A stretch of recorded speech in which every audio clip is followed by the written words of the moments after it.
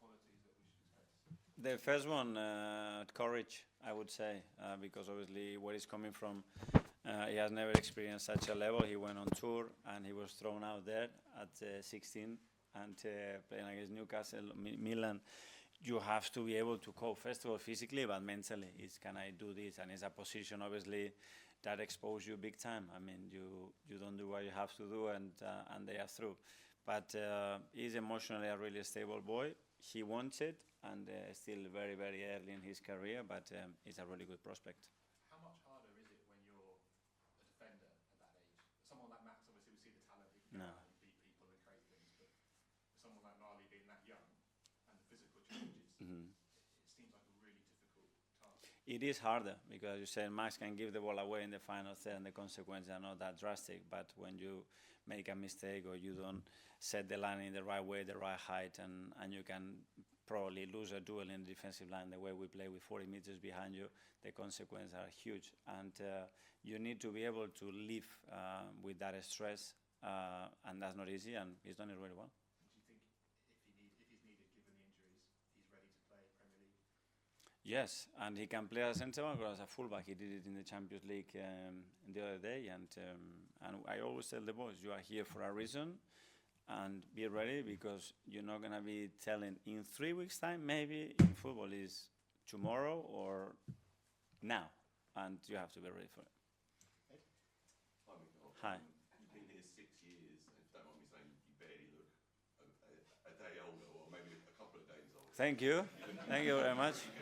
Considering all the stuff that you've been through since you've been here, you know, 3 runners-up positions and coming so close, how do you think that has changed you as a manager in that time from the day you walked through the door? I think obviously a lot.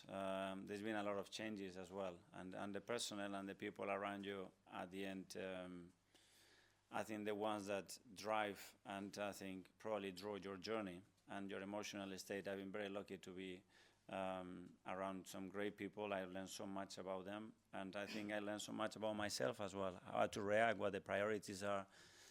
And then, yeah, at the end, the team and the players are the one who commands what kind of manager they need. I always say the same. So what they needed 6 years ago about me and now is completely different. So the priorities are different, the messaging is different. The way we train, the way we approach, the way that dressing room is dealt with, it is different. And hopefully it's what the players need, which is constantly my obsession is what can we give to the players to get the best out of them, what we give to the team to get the best out of them consistently. And it's been a joy. I enjoy a lot. And does it feel, with that evolution that you've had with the team and, you know, so many of the players that have been on that journey with you, that really the only thing missing now is to cross the line and win some silverware? Yes, and we're very close to that with the amount of points and things that we've done consistently. When you look at the performances, all the records that we had that they were breaking in the history of the club, you still haven't managed to do that. But that tells you the level that we are in, which is a level that the Premier League has never experienced in the past. And that's what we want, achieve even higher goals. And if we do that, I think we are in the right path to win it. Simon from the Sun. Mikel, can I just ask, if you've been here 6 years, and you've got 18 months on your contract from January, could you see yourself staying beyond that 18 months? Yes, but it's about today, and a lot of things have to happen in the next few months as well to earn the right. I think a manager has to earn the right to be here tomorrow, you know, and that's on how you react, how you talk here, how you go in the dressing room, the message that you send, how much the players follow you. I always said that you need support. I said it before, from ownership and the board is great. At the end, the most important one is those players. You open that door, you confront them, you talk to them, and they are like this, or they are like this. And for 6 years, I've seen just players with a level of attention, desire to learn and give the maximum to the team. That is what it keeps me in this job, nothing else. And obviously winning a lot of football matches, that percentage-wise, I think it's quite high. So that's the only way. If not, you cannot survive in this environment. Can I just ask you, Thierry was speaking this week, and he was saying how you've got a lot going on, obviously, with injuries, the busy schedule, but he said Arsenal must win the league this season. What do you think of that, and do you agree with that view? That's fine. We're going to do absolutely the best from each other's capacity to achieve that. That's for sure. I guarantee you that. Yes, sir. Mikel, so over the 6 years, you of course in the setup brought a lot of ex-Arsenal players, whether it's the academy, whether it's the first team, like Jack Wilshere, What was the kind of... Edu as well. I do have, yeah, Yeah. that one as well. As well as that, what was the kind of drive for that? What impact have you seen?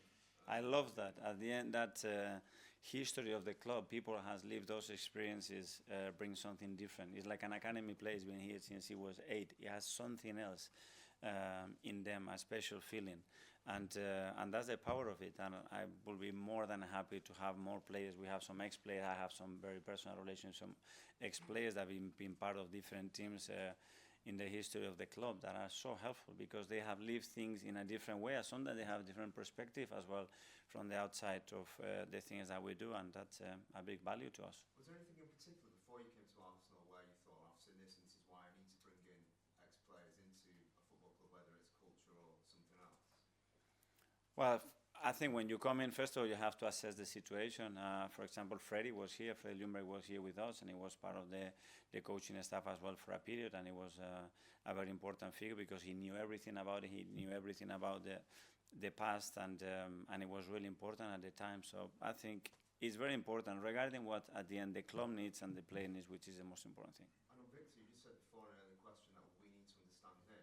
By that, what do you mean? What are the aspects that you need to understand about Victor as a striker? And the way he thinks, the way he interacts with people, the timing of his run and his movements. And again, I said it, it has to be both ways. Always, when there is a relationship, it has to be understanding, and there are certain signals and certain chemistries that we have to build. But I quite like what I see in the last few games, and he was very unlucky not to get with that ball in front of the keeper without any defenders 3 or 4 times.